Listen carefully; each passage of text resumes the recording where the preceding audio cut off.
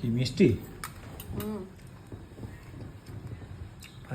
কালকে মৌ আমাকে দেখতে এসেছিল। যা মৌ মানে হচ্ছে মৌ ক্রিয়েশনের মৌ, এত ফল নিয়ে এসছে। সে কি চাড্ডি, কলা, আপেল, বেদানা, পিয়ারা, কোনো কিছু বাকি নেই।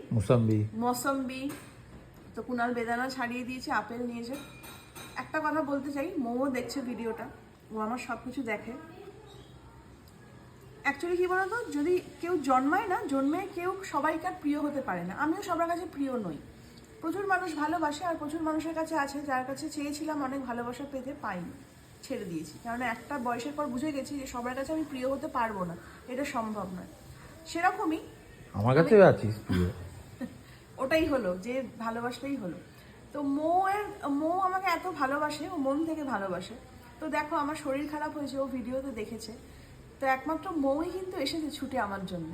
সে ফল নিয়ে এসেছে বলে বলছি না, ও রোজ সকালবেলা ফোন করে আমার খবর নেয় যে শরীর কেমন, ওর ডাক্তার দেখিয়েছো, ওষুধ খাচ্ছো, ব্লাড টেস্ট করেছো। এই কালকে এসছে বাড়িতে, 5 মিনিটের জন্য হলো তো ছুটে এসেছে। আরো যারা মানে ভালো বাসত তারা এখন ভালোবাসে না কেন বলতে, হিংসায় ভালোবাসে তোকে, হিংসাতে ভালোবাসে সে তারা। এটা হচ্ছে মন থেকে ভালোবাসা। আর একটা আপেল নিয়ে আসলো সেটা বড় কথা নয়, কিন্তু ও যে মন থেকে এসছে সেটা বড় কথা।